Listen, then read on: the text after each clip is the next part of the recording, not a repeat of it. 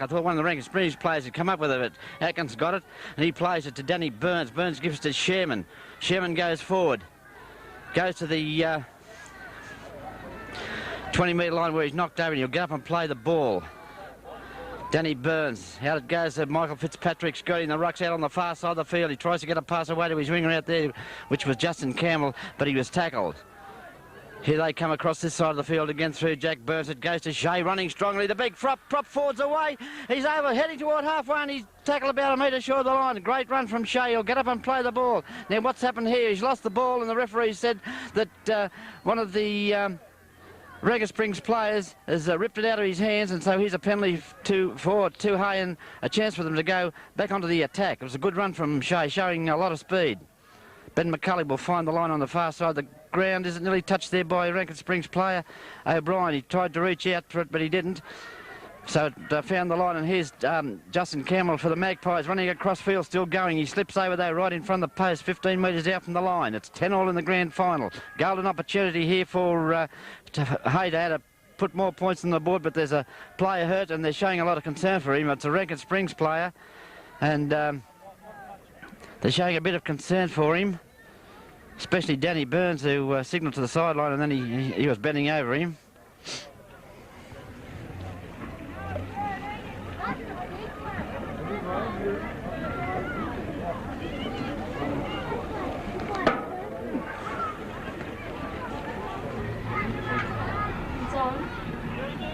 Ladies and gentlemen, the official gate for today's Group 17 Grand Final is 5,555. Injured for Rankin Springs is Troy Veering, the second rower. They're taking him off the, or they're taking him off the field.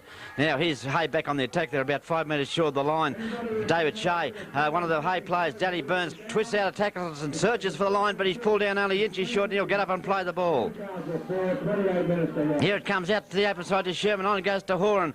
On it goes to Burns, to big Fitzpatrick standing out wide. He throws the ball back inside, but there's nobody there. Now, since been cleaned up, though, by one of the Hay players, Dean Whitehead. He'll play the ball. Splinter Woods has it for the Magpies. He runs toward the centre of the ground, but he's going to be held up. Now he gets the ball away to Burns. Burns goes to the line, but he's going to be penalised, Hay, here, because I'm sure that Riley would have told Woods to play the ball, but he elected to pass it, so the penalty goes to Rankin Springs. Relieving one, too, because Hay were on a real roll there. 10 points all. We've had about 5 minutes of play in the second half. Here's Richards to attempt to find touch, and he does. It's not a bad looking kick. Gains about 35 metres. Pulowski on the bird, gives it to Charlie Prince. Prince heads up toward halfway, but he's going to be stopped about 7 metres short, 8 metres short of the line by Danny Burns and David Shea. Out it goes to Parsons. On it goes to Elridge. Elridge searches for the halfway line. He's dropped 2 metres short. He'll get up and play the ball. In a dummy half goes Pulowski. He gives it to his captain, coach Parsons, who turns it back inside to Charlie Prince, I think it is, and Prince has wrestled the ground 4 or 6 metres inside Hayes territory. Well, Stuart Veering. Here's a kick over the top by one of the Rankin Springs players, Pulowski, picked up by fullback Troy Atkins. Pulowski dived at him, but he missed it. He has been tackled and hurt in a tackle here. He'll get up and play the ball, though. It goes to Declan Horan. Horan heads upfield with the ball, but he's knocked over.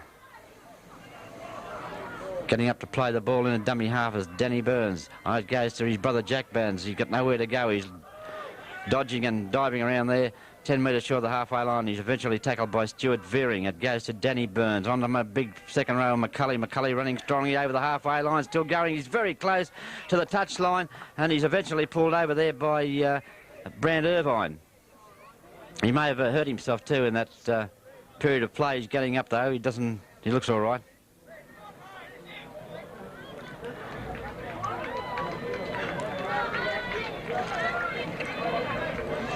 Scrum packing down. Referee Riley not happy. He said, we'll have it again. 10-all in the grand final. Okay, goes down again. Springs win it through Parsons. Goes to Richards standing up on the line. He goes over halfway before he's tackled. McCulley's the big second row for Hay. Looks like he's in some bother there. He's getting up very slowly. Here's Springs through Ian Luff. Luff running strongly. Makes a run of about 15 metres before he's knocked over. He'll play it.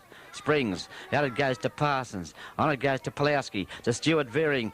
Pass outside here. The winger... Jamie Coy running strongly. Oh, he hurls the ball back inside. It's scooped up by Veering. He's still going, but he's tackled there by Splinter Woods about 12 metres, 15 metres short of the line. He'll get up and play the ball out. It goes to Matty Pulowski along to Eldridge. On it to the replacement player. Has it now. Robert... the hammer has been drawn. Robert Clark, he's tackled 8 metres short of the line. A chance for Rankin Springs. They go wide to Veering. On it goes to Smith. Away to Chris Richards, pushing players off. He's lost the ball. It goes forward. It's going to be dived on by Hay and saved a dicey situation. I think it's Justin Campbell who will come up with it. Or is it Sean Bunyan? It's Sean Bunyan will play the ball. 5 metres out from their own line. Hay Magpies in possession. 10-all in the grand final. Into the second half, we've had about 8 minutes of play.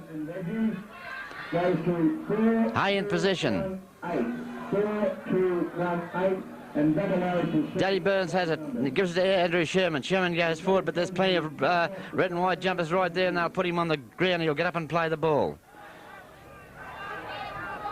They go the blind through Gubba Woods. Woods running strongly, pushes one off, bumps one off. Now gets the ball back inside to Raymond Woods, and Woods is tackled about 12, 14 metres short of the halfway line. Here's Neil Nesbitt, the little wizard, going forward. He's dropped about 3 metres short of the halfway line. He'll get up and play the ball to the open side. It goes back to Veering, to Jack Burns. Burns punches it downfield where it's going to be scooped up here by Rankin Springs winger Rodney O'Brien. He's running across the field and he's taken by the first line, and he'll play it about 30 metres out from his own line.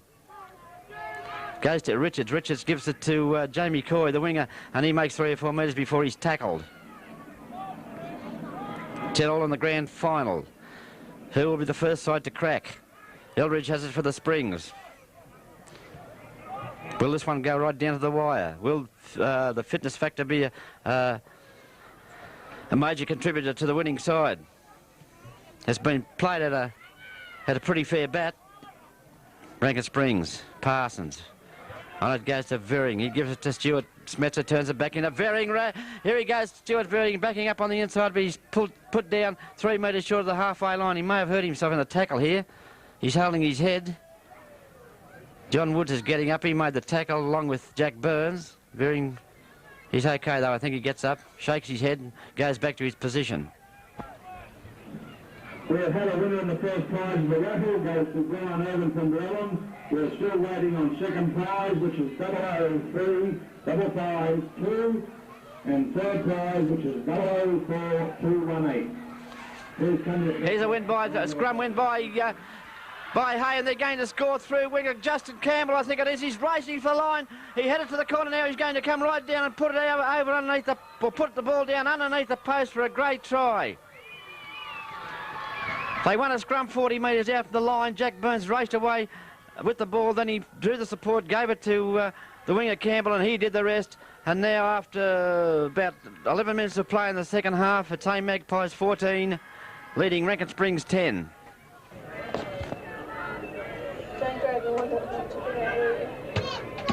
So, 4:30 it should finish.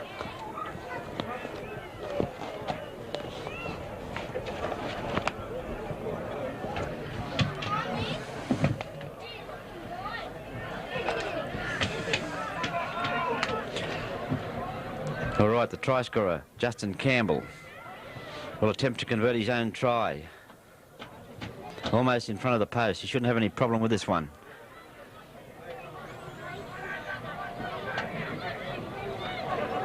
He's having a good look. In he moves. Right foot will strike it, and he will punch it straight between the posts. And after 10 minutes of play in the second half, Hay Magpies 16 lead Rankin Springs 10 in the grand final.